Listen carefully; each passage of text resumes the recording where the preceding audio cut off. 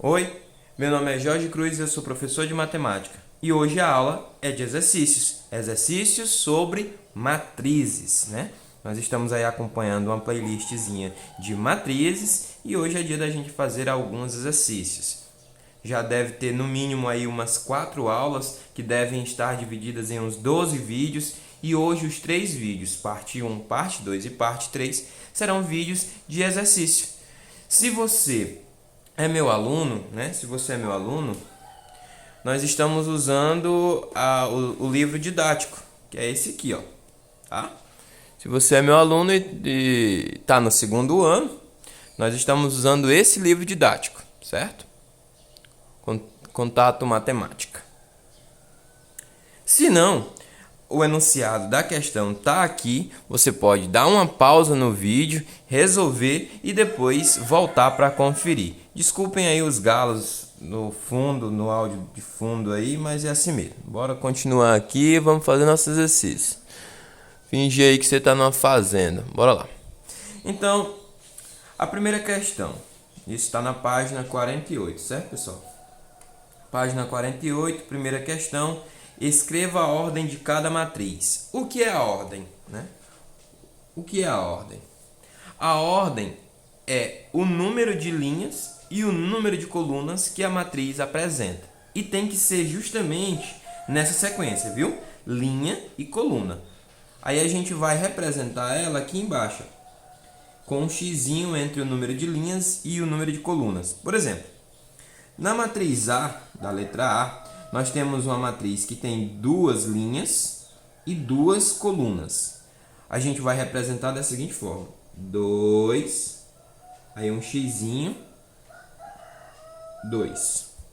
Aqui o primeiro é o número de linhas e o segundo número é o número de colunas.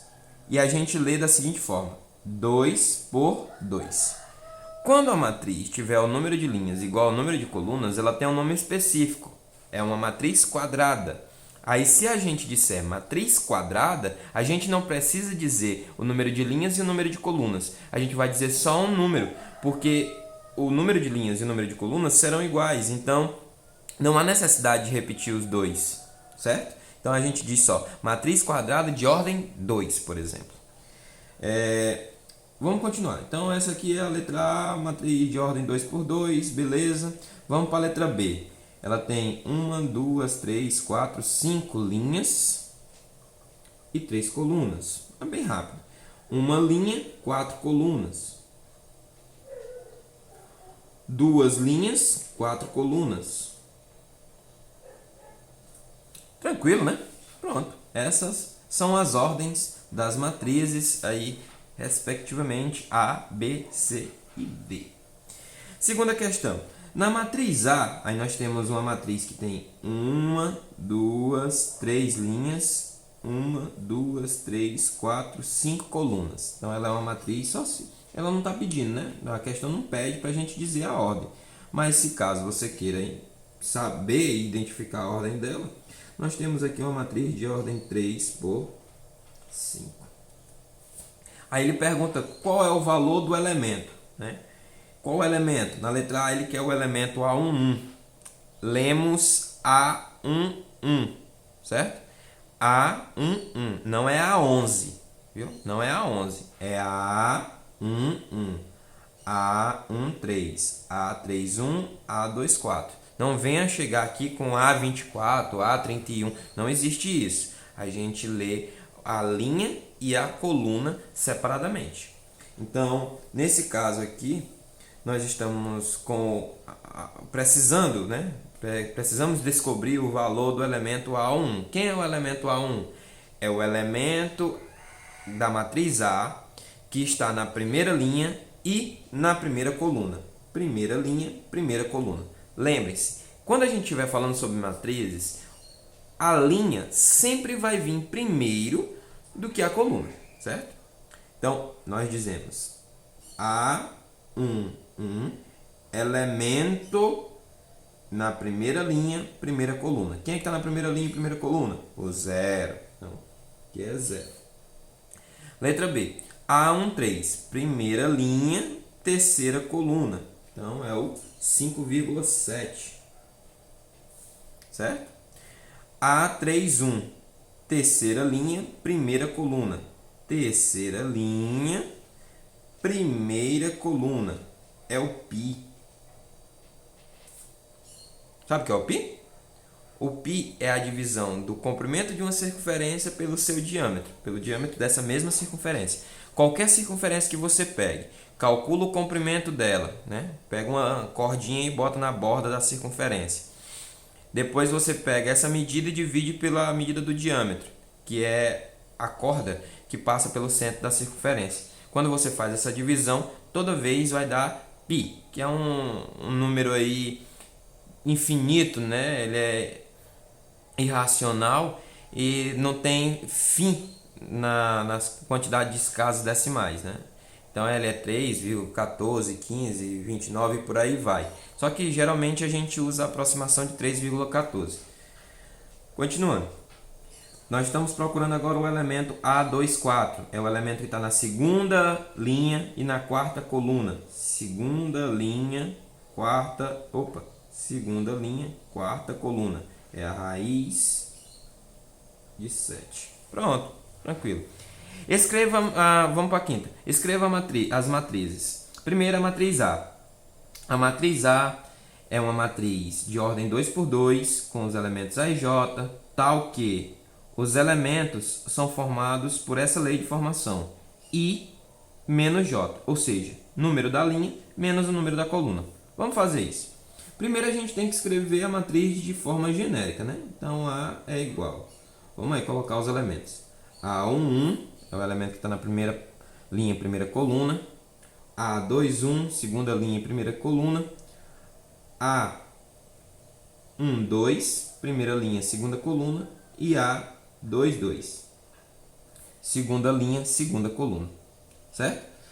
Vamos colocar na lei de formação. Eu poderia fazer a substituição aqui, um por um, mas eu vou colocar direto dentro da matriz, certo?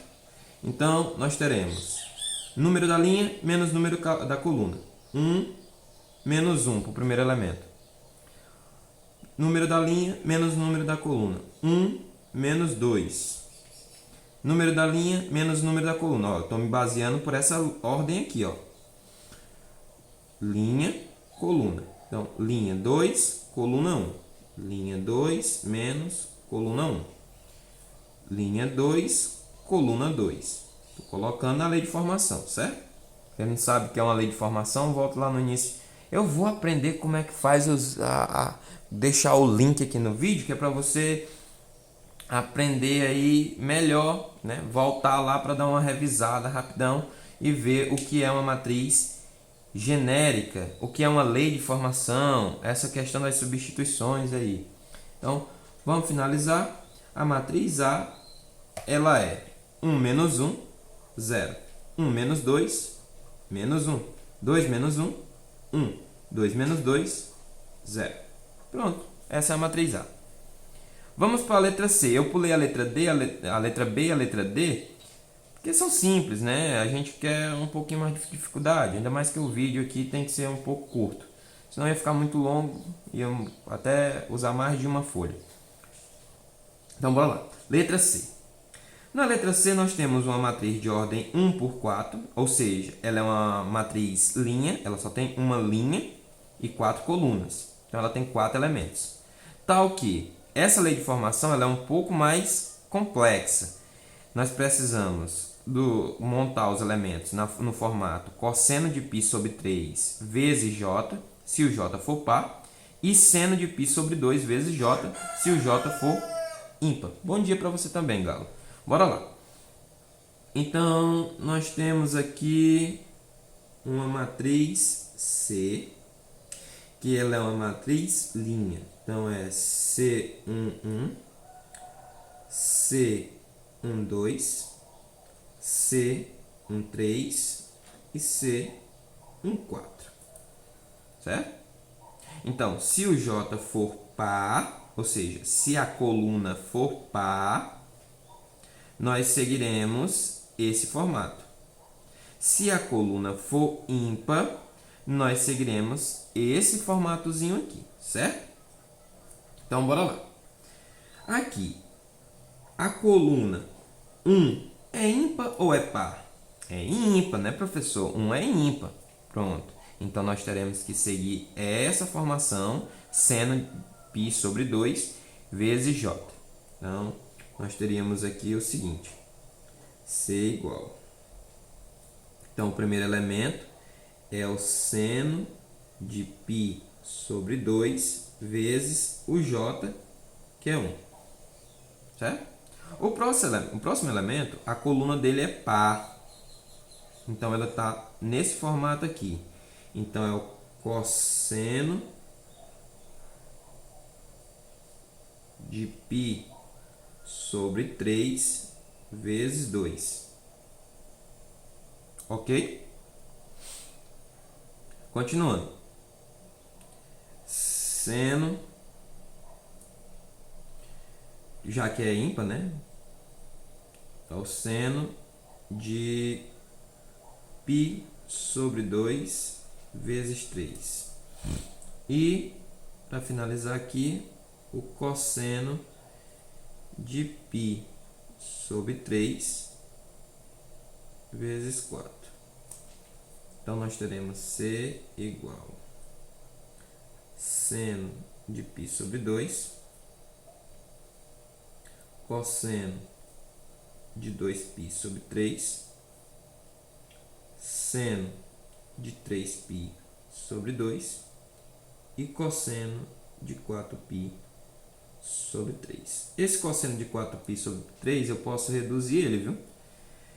Eu não cheguei a gente não chegou a trabalhar muito o círculo trigonométrico. Nós até começamos, mas pelo fato do período pandêmico, né, da quarentena, a gente deu um stop. Então, vamos deixar um asterisco aqui e a gente vai voltar nessa questão para finalizar. Ah, professor, ela não está finalizada? Não, porque tem valores para o seno de π sobre 2, que seria o seno de 90, né?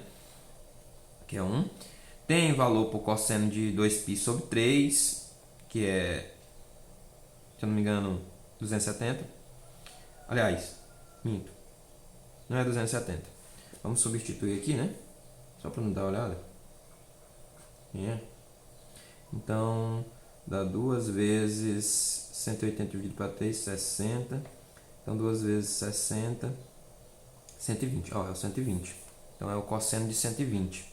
E tem como determinar esses valores dentro do círculo trigonométrico. Não vou me prolongar muito, porque aqui o interesse era só você fazer a substituição e saber como é que se comporta essa lei de formação. Depois a gente volta aqui com mais calma quando a gente estiver falando sobre o círculo trigonométrico. No caso, agora a gente vai falar primeiro esse mês sobre matrizes, depois a gente vai falar sobre determinantes, sistemas lineares e depois, quando terminar o sistema linear, aí a gente volta para o círculo trigonométrico. E lá a gente vai ver como é que faz o resultado aqui do seno de π sobre 2, o cosseno de 2π sobre 3, o seno de 3π sobre 2 e o cosseno de 4π sobre 3. Fiquem atentos, até já a gente volta com mais exercícios. Se você gostou, deixa o like. Se não gostou, comenta aí qual foi o problema, qual foi a dúvida que surgiu, que é pra gente poder se entender melhor. Até já, é isso aí, tamo junto, é nóis.